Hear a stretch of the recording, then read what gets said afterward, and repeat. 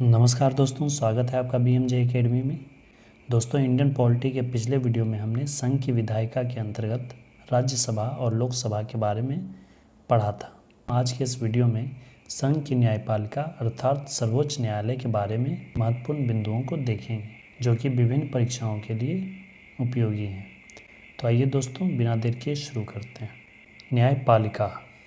समस्त न्यायालयों को सामूहिक रूप से न्यायपालिका कहा जाता है। न्यायालय में शक्ति का विभाजन नहीं होता है, जिसमें शीर्ष पर उच्चतम न्यायालय एवं उसके अधीन उच्च न्यायालय हैं और एक उच्च न्यायालय के अधीन कई अधीनस्थ न्यायालय होते हैं। भारतीय संविधान में न्यायालय की एकल व्यवस्था भारत सरकार अधिनियम 1935 से ली गई है। भारतीय संविधान के भाग 5 में अनुच्छेद 124 से लेकर 147 तक सर्वोच्च न्यायालय का वर्णन किया गया है। सर्वोच्च न्यायालय भारत शासन अधिनियम 1935 के संघीय न्यायपालिका का ही प्रतिरूप है।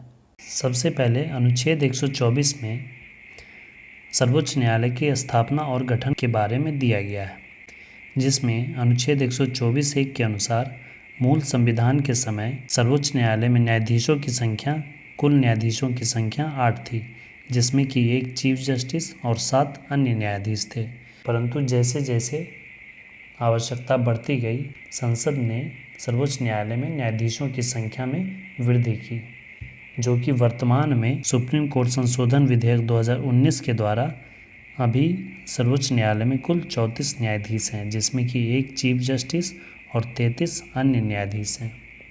सुप्रीम कोर्ट ऑफ इंडिया, जो कि दिल्ली में स्थित है, उसका उद्घाटन 28 जनवरी 1950 को हुआ था।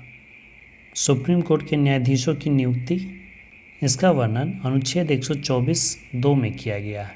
इसमें यह बताया गया है, सुप्रीम कोर्ट के न्यायाधीशों की नियुक्ति राष्ट्रपति द्वारा सुप्रीम कोर्ट के न्यायाधीशों की सलाह पर ही की जाती है, जिसमें कि कॉलेजियम प्रणाली का प्रयोग किया जाता है, जिसमें चीफ जस्टिस के साथ 4 अन्य न्यायाधीश द्वारा यह तय किया जाता है। सुप्रीम कोर्ट के न्यायाधीश बनने के लिए योग्यता क्या होनी चाहिए? सुप्रीम कोर्ट में न्यायाधीश बनने की योग्यता का वर्णन अनुच्छेद 124(3) में किया गया। इसके अनुसार सुप्रीम कोर्ट के न्यायाधीश बनने के लिए पहला, वह भारत का नागरिक होना चाहिए। दूसरा, न्यूनतम 5 वर्षों तक हाईकोर्ट में उच्च न्यायालय में न्यायाधीश रहा हो, या फिर न्यूनतम 10 वर्षों तक हाईकोर्ट में उसने वकालत की हो। और तीसरा, राष्ट्रपति की दृष्टि में वह विधिवेत्ता हो, यानी कि विधि का जानकार हो।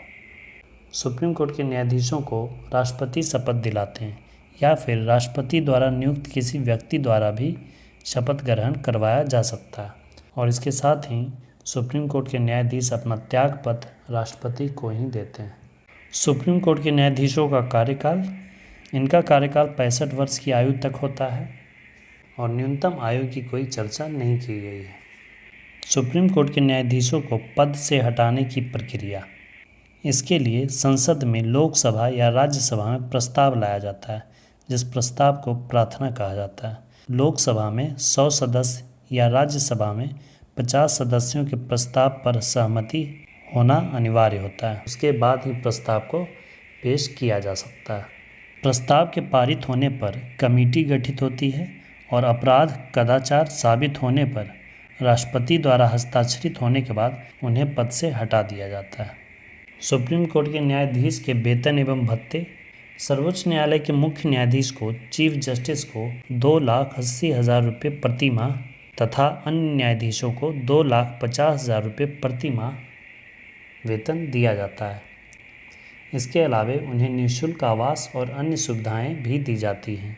एक टर्म होता है तदर्थ न्यायाधीश, एडहॉक जस्टिस, जिसका वर्णन अनुच्छेद 127 में किया गया है। यदि किसी समय उच्चतम न्यायालय के सत्र को आयोजित करने या चालू रखने के लिए उस न्यायालय के न्यायाधीशों की गणपूर्ति ना हो, तो भारत के मुख्य न्यायाधीश राष्ट्रपति की पूर्व सहमति से तथा संबंधित उच्च न्यायालय के मुख्य न्यायाधीश से परामर्श करने के बाद किसी ऐसे न्यायाधीश से जो उच्चतम न्यायालय का न्यायाधीश नियुक्त होने की योग्यता रखता हो, उसे उच्चतम न्यायालय के न्यायाधीश के रूप में कार्य करने के लिए अनुरोध कर सकते हैं। अर्थात संक्षेप में कहें तो गण पूर्ति को पूरा करने में यदि सदस्यों की संख्या में कमी होती है तो हाई कोर्ट से उच्च न्यायालय के न्यायाधीश को बुलाया जाता है, जिसे कि एड हॉक जस्टिस कहा जाता है। इसी प्रकार अनुच्छेद 128 में सुप्रीम कोर्ट की बैठक में सेवानिवृत्त न्यायाधीशों की उपस्थिति का वर्णन भी किया गया है। अनुच्छेद 128 के अनुसार भारत का मुख्य न्यायाधीश राष्ट्रपति की पूर्व सहमति से उच्चतम न्यायालय की बैठकों में सेवानिवृत्त न्यायाधीशों से उपस्थिति के लिए अनुरोध कर सकता है। अनुच्छेद 126 में कार्यकारी मुख्य न्यायाधीश की नियुक्ति का वर्णन भी किया गया है। अनुच्छेद 126 के अनुसार राष्ट्रपति उच्चतम न्यायालय के किसी अन्य न्यायाधीश को कार्यकारी मुख्य न्यायाधीश नियुक्त कर सकता है। जिस प्रकार कार्यकारी राष्ट्रपति, कार्यकारी प्रधानमंत्री नियुक्त होते हैं, यदि चीफ जस्टिस ऑफ इंडिया का पद आकस्मिक रूप से खाली हो जाए किसी भी परिस्थिति में, तो उस परिस्थिति में राष्ट्रपति उच्चतम न्यायालय के किसी अन्य न्यायाधीश को कार्यकारी मुख्य न्यायाधीश नियुक्त कर सकते हैं। ऐसा तब किया जाता है जब मुख्य न्यायाधीश का पद रिक्त हो या फिर वह अस्थायी रूप से अनुपस्थित हो या फिर मुख्य न्यायाधीश अपने कर्तव्यों का पालन करने में असमर्थ हो। ऐसे में राष्ट्रपति कार्यकारी मुख्य न्यायाधीश की नियुक्ति कर सकते हैं। यहाँ एक नोटेबल पॉइंट है, जब भारतीय न्यायिक पद्धति में लोकहित मुकदमा PIL लाया गया था तब भारत के मुख्य न्यायमूर्ति थे PN भगवती। अब आइए सुप्रीम कोर्ट की शक्तियों के बारे में देखते हैं। भारतीय संविधान द्वारा उच्चतम न्यायालय को व्यापक शक्तियां और क्षेत्राधिकार प्रदान किया गया है, जिसमें से पहला है मूल अधिकारिता। इसका वर्णन अनुच्छेद 131 में किया गया है। अनुच्छेद 32 के तहत रीट अधिकारिता, जिसे मौलिक अधिकारों का संरक्षक भी कहा जाता है। अनुच्छेद 32 के अंतर्गत उच्चतम न्यायालय नागरिकों के मौलिक अधिकारों की रक्षा हेतु रीट जारी कर सकते हैं, जिनमें से 5 प्रकार के रीट होते हैं: बंदी प्रत्यक्षीकरण, परमादेश, प्रतिषेध, अधिकार परीक्षालेख और उत्प्रेषण। अनुच्छेद 129 में अभिलेख न्यायालय का वर्णन किया गया है। अनुच्छेद 129 के तहत सुप्रीम कोर्ट अभिलेख न्यायालय होगा। इसका अर्थ यह हुआ कि न्यायालय के सभी निर्णयों को रिकॉर्ड या अभिलेख के रूप में सुरक्षित रखा जाता है। इन विषयों को भविष्य में देश के किसी भी न्यायालय में एक अभिलेख के रूप में पेश किया जा सकता है। सुप्रीम कोर्ट की एक और शक्ति है अपीलीय न्यायालय, जिसका वर्णन अनुच्छेद 132, 133, 134 और 136 में किया गया है।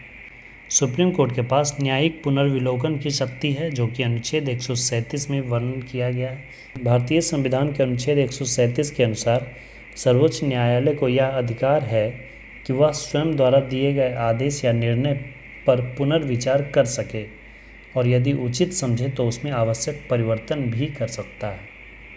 सुप्रीम कोर्ट के पास सलाहकारी अधिकार भी होता है, जो कि अनुच्छेद 143 में इसका वर्णन किया गया है। अनुच्छेद 143 के तहत राष्ट्रपति को यह अधिकार है कि वह सार्वजनिक महत्व के विवादों पर सर्वोच्च न्यायालय से परामर्श मांग सकता है। न्यायालय के दिए गए परामर्श को स्वीकार करना या ना करना उसके लिए राष्ट्रपति बाध्य नहीं होते हैं। इसके अलावा अन्य शक्तियों में संविधान संरक्षक, सर्वोच्च न्यायालय संविधान संरक्षक का कार्य करता है। यदि कार्यपालिका एवं व्यवस्थापिका अपने दायित्वों का निर्वहन संविधान में लिखित प्रावधानों के अनुसार नहीं करते हैं तो उच्चतम न्यायालय उन कानूनों को असंवैधानिक घोषित कर सकता है। इसके अलावा उच्चतम न्यायालय को भारत के सभी न्यायालयों का निरीक्षण करने एवं उसके कुशल प्रबंधन के लिए नियम बनाने का भी अधिकार होता है। उच्चतम न्यायालय सभी न्यायिक एवं प्रशासनिक अधिकारियों से सहायता ले सकता है। इसके अलावा उच्चतम न्यायालय लंबित मामलों को अपने पास मंगवाकर उसका निपटारा कर सकता है या एक उच्च न्यायालय से दूसरे उच्च न्यायालय में स्थानांतरित भी कर सकता है। तो ये थे दोस्तों सर्वोच्च न्यायालय से जुड़ी सभी महत्वपूर्ण जानकारियाँ जो कि विभिन्न परीक्षाओं के लिए उपयोगी है। दोस्तों वीडियो हेल्पफुल लगी तो अपने स्टडी ग्रुप्स में भी शेयर करें। वीडियो को अंत तक देखने के लिए धन्यवाद दोस्तों। जय हिंद, वंदे मातरम।